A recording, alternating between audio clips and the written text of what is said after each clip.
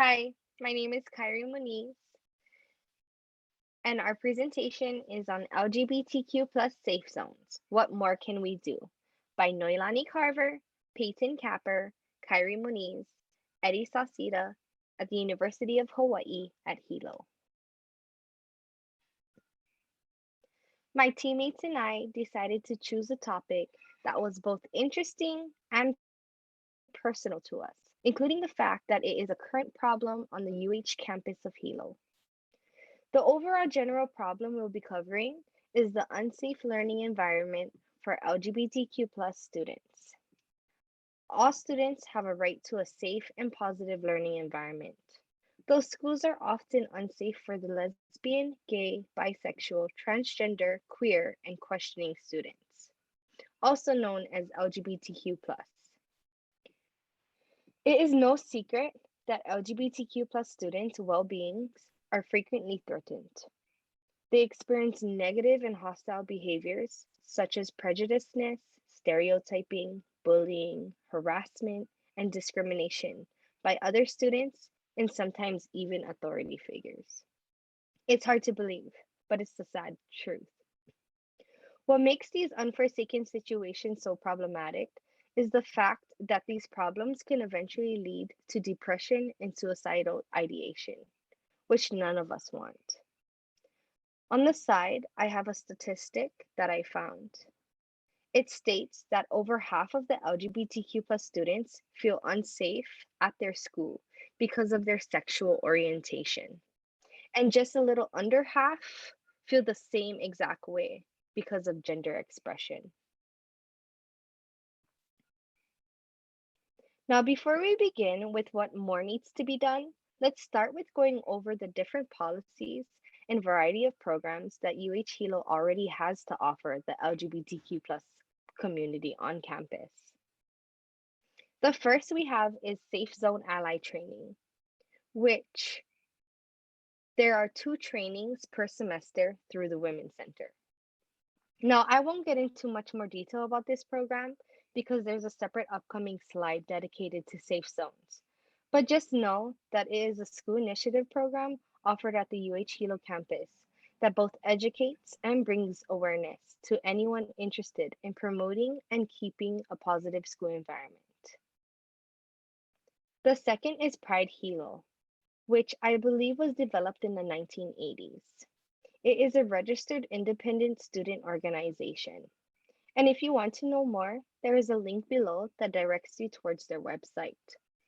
I also inputted the email and a telephone number for any questions anyone may ask.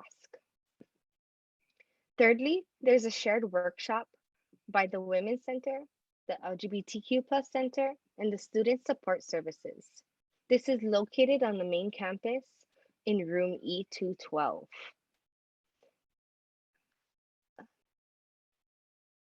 Fourthly, there's 8 all gender bathrooms on UH Hilo campus, which is my personal favorite.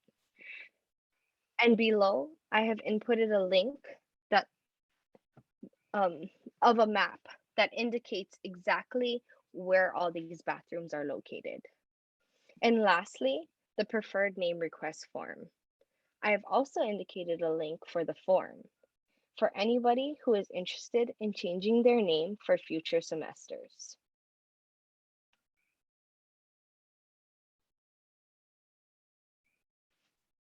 What is Safe Zone in Space? It's a school initiative developed to support individuals who are LGBTQ plus in kindergarten to 12th grade, as well as college settings. Dispersed throughout universities and college campuses across the USA in an attempt to promote positive school atmosphere.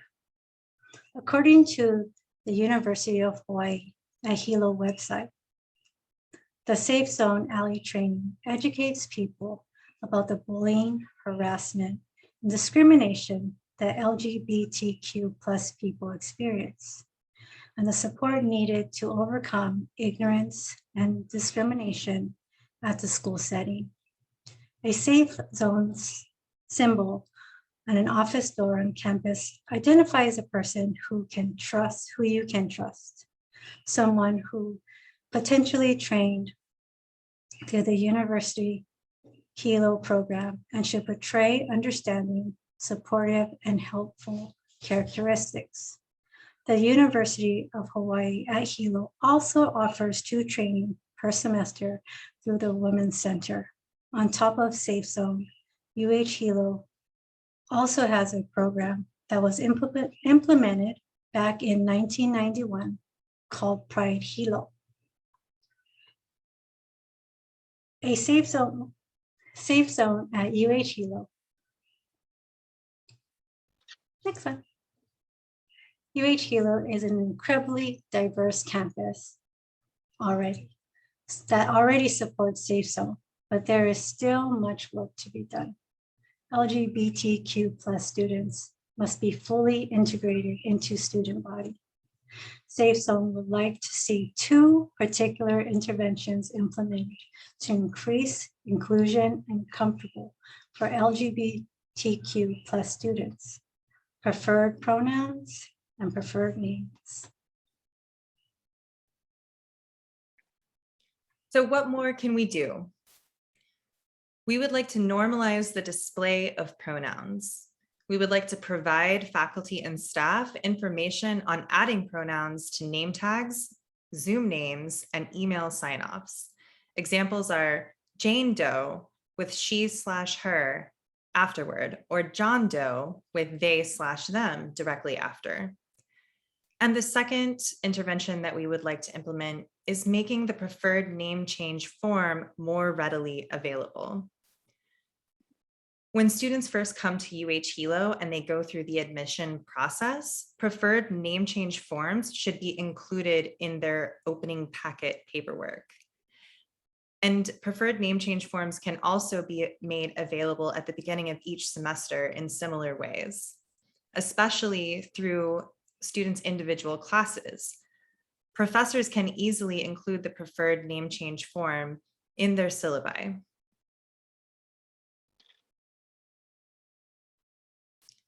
Intervention plan, get professors involved. We would like to include articles in regular university newsletters showing faculty and staff participating with Safe Zone. This might increase faculty and staff participation through the concept of observable helping. Safe Zone already offers training sessions on campus, but we feel that adding social psychology concepts to the training sessions could help increase their effectiveness. Professors and staff showing up at these training sessions at all boosts their sense of positive self-regard due to the helping norm. They see themselves as helpers. It also allows professors and staff to appear likable by creating similarity with other people who are already supporting Safe Zone. Most people would like to have an accurate view of the world. Going to a training session like Safe Zone allows professors and staff to feel like they are increasing the accuracy of their view of the world. And we would also include peer-reviewed research in the training programs to establish credibility. We would also like to pass out pins and stickers to utilize the concept of labeling. Examples could be, I am an ally, I support inclusion, or my favorite, Doctor of Diversity. Everybody loves a little alliteration in their life. Labeling is a great way to prime people to see themselves as the label. So if you wear a pin that says, I am an ally, you already see yourself an ally before you do or say anything else. And then lastly, we would like to utilize the concept of an expanded sense of we by creating a campus-wide in-group. Newsletters and training programs can utilize phrases such as, we all live in Hawaii. We all care about education. We are all brothers, sisters, mothers, fathers, wives, and husbands. This primes staff and faculty to feel included in the message that Safe Zone is trying to convey. Removing the concept of an out group and making everyone involved in the in group. Intervention effectiveness. We would send out a survey to professors and staff prior to implementing the intervention. This would be asking them if they have pronouns next to their name tags, emails, and Zoom names. If they provide, this would also ask if they have provided name change information to the students at the beginning of their semester. Afterwards, a short survey would be sent out again after the intervention implementation, but this time it would be to the students. It would be asking the students if the professors and staff have adjusted to the following protocols from the request of Safe Zone. By sending out a descriptive survey to students prior to implementing the intervention, this would be asking about their beliefs, feelings, and behaviors regarding safety and inclusivity on campus. This would include questions such as, are you aware of the LGBTQ+ programs at school? Do you feel comfortable with how pronouns are handled by the professors and staff? And it would also ask, how often do you fear walking from class to class in regard to your sexual orientation or gender identity? This would be on a scale from 1 to 10. That way we'd be able to get a better idea of their sense of feeling. Following the responses of the survey, the results could be used to determine if attitudes and perceptions within the student body have changed. With the idea of these surveys and results, it would be to prove that the interventions are beneficial to the sense of safety and inclusivity for LGBTQ+ students. In addition, this would help to reduce discrimination. It would also bring about awareness, and it would have more faculty and staff be involved.